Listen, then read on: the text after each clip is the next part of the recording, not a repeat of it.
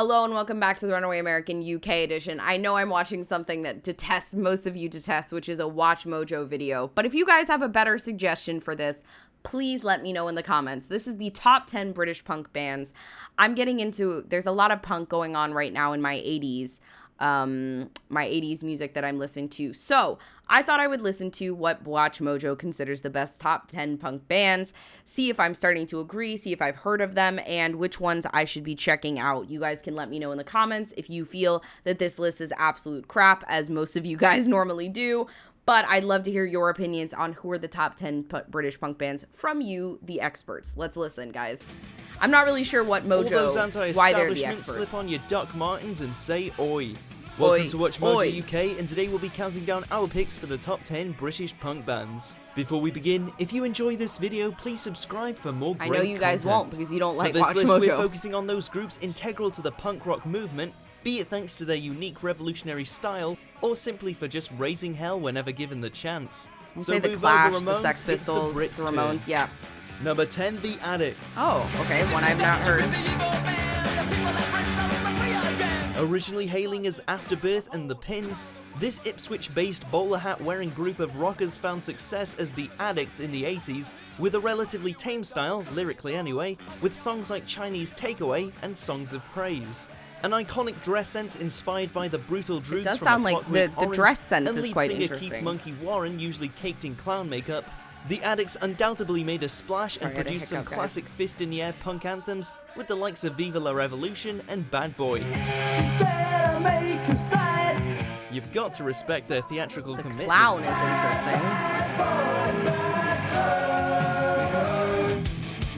interesting. Number 9, Stiff Little Fingers.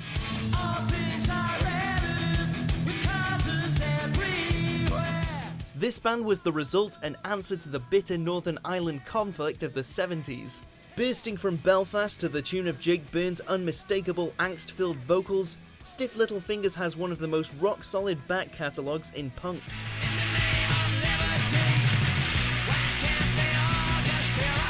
But it's the band's first album, Inflammable Material, that is largely regarded as their finest work, and is a 13-track middle finger that plays effortlessly from start to finish, and opens with one of punk's greatest hits, Suspect Device.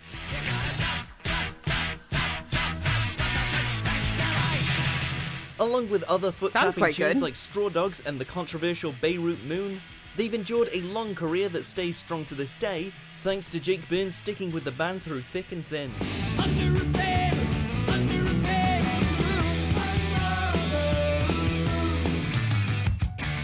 Number 8, The Jam.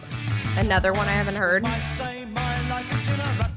One of the most commercially successful bands on this list, The Jam has resonated on multiple different platforms over the years, including general pop culture and film, thanks in part to timeless tunes like A Town Called Malice.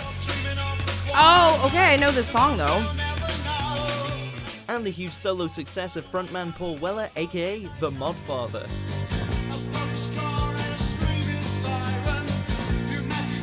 I enjoy his voice. I think it's quite good. They're probably one of the most polished punk bands ever, with their surprisingly debonair appearance on stage and wide net of influences, including prog rock, which many punk fans would turn their noses up at. Their style did become less synonymous with punk as the years went on, but there's no doubt that they hold a significant place in the annals of the genre's history.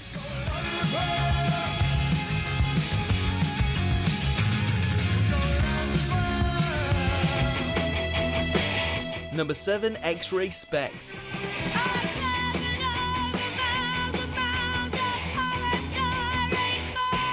Now this is a band that truly did claw out its own niche in the highly populated punk zone. Whether it's the sassy female vocals of Polystyrene, or the ear-blistering sweet sax riffs which hook you, Spex is sure to get you moving, be it with The Day the World Turned Dayglow or Artificial.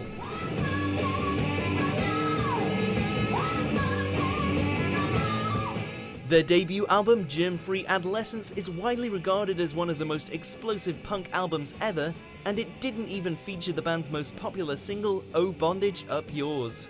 It's baffling to think that even with a gut-wrenching debut tour de force like Germ-Free, the band took almost 20 years to release another album.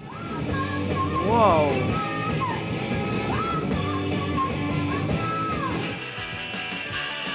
Number 6, the Adverts. The doctors are avoiding me, my vision is confused. I listen to my earphones and I catch the evening news. Characterized by witty lyrics, prolific live performances, and energetic frontman Tim Smith, or TV Smith as he was popularly known, the Adverts certainly made a mark. I wonder what we do when things go wrong, when we're halfway through a favorite song. There's something about this band that's hard to put your fingers on, in a good way. They're not quite as visceral as some bands, but they're not as fluffy as others. Just listen to classics like Gary Gilmore's Eyes, One Chord Wonders, or pretty much anything from their first and only album, Crossing the Red Sea with the Adverts, and you'll see what we mean. Oh wow, so they have only one for the world album. of music, the Adverts were only on the scene from 1976 to 1979, but in their short stretch they did it all, from the John Peel sessions to supporting Iggy Pop. Looking through Gary Gilmore's eyes, looking through Gary Gilmore's eyes. Very interesting sound. Number 5, Crass. These guys aren't just a band, they're an anarcho-punk brand. They personify everything to do with anti-conformism, from their uncouth ways of promoting their music via graffiti and hoaxes like Thatchergate, look it up, to their instantly recognizable iconic logo. And we haven't even talked about their music yet. 30 seconds of pretty much any of their tracks will have Anarchy you and bouncing off the peace. walls ready for a mosh pit, especially Have a Nice Day and Bloody Revolutions. And with the band's numerous different band members, each of their songs felt like it could take an erratic turn in a totally new direction at any time. Many will say that if you don't recognize the Crass logo, then you don't know punk.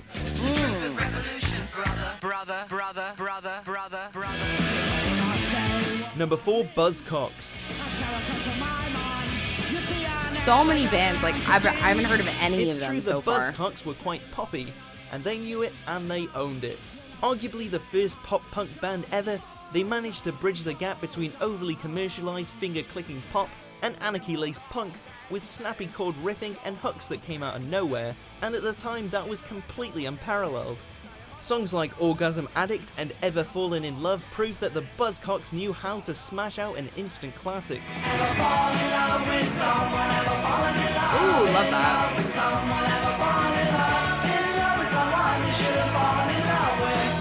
And in fact, their singles compilation album, Singles Going Steady, is largely regarded as one of the greatest punk albums of all time, and it's a compilation album.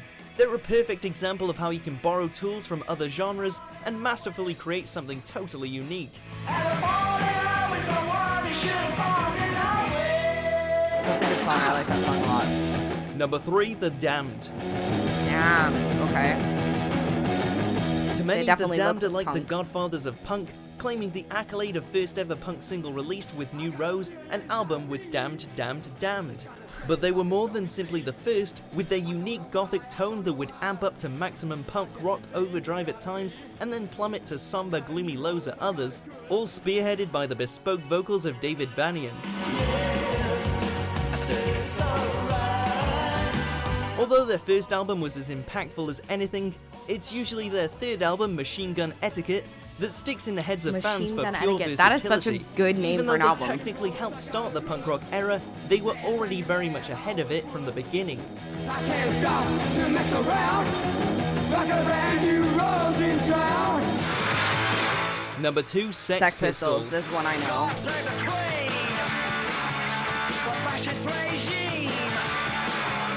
From the first time Johnny Rotten screamed God Save the Queen, they were halfway to becoming one of the most iconic bands not just in punk, but in musical Just history. Yeah. The Sex Pistols spat in the face of conformists and have become a survival guide for anyone wanting to immerse themselves in punk, be it with their brilliantly on-topic and volatile tracks like Anarchy in the UK and Bodies, or Safety Pin Garnished Dress Sense.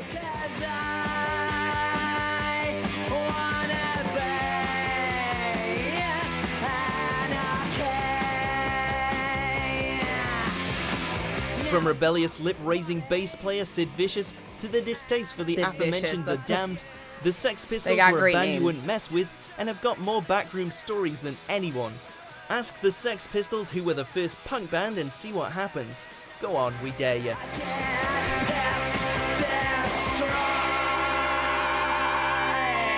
Yeah. They're just Before cool. we They reveal got our such top a cool. pick, here are a few honourable mentions. My mother died of cancer when I was 5. No, I don't believe in religion. I was forced to go to church. I wanted to why. Wow, okay. You're burning the streets. You're burning the ghetto. With anxiety. Give up!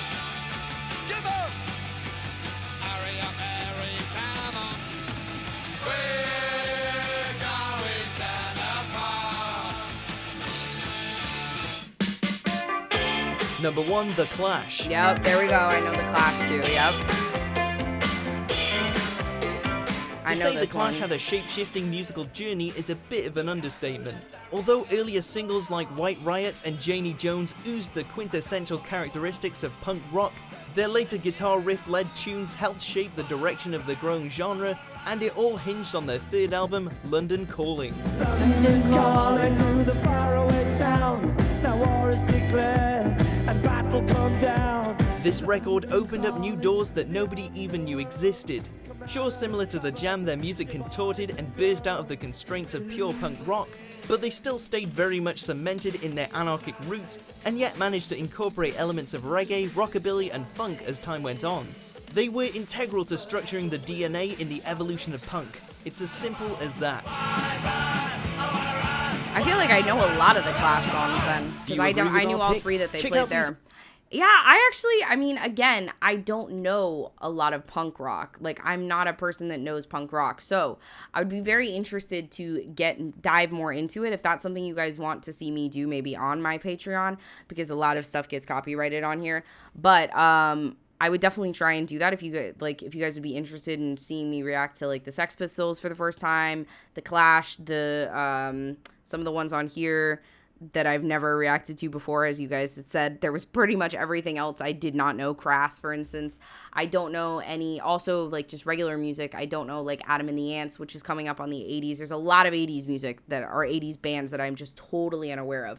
So if that's something you guys want to see me do, then let me know. But in order for me to do Patreon, I have to have like more people on it, because otherwise it's just me doing a bunch of videos and it's a lot of work to have no one watch anything, you know what I'm saying?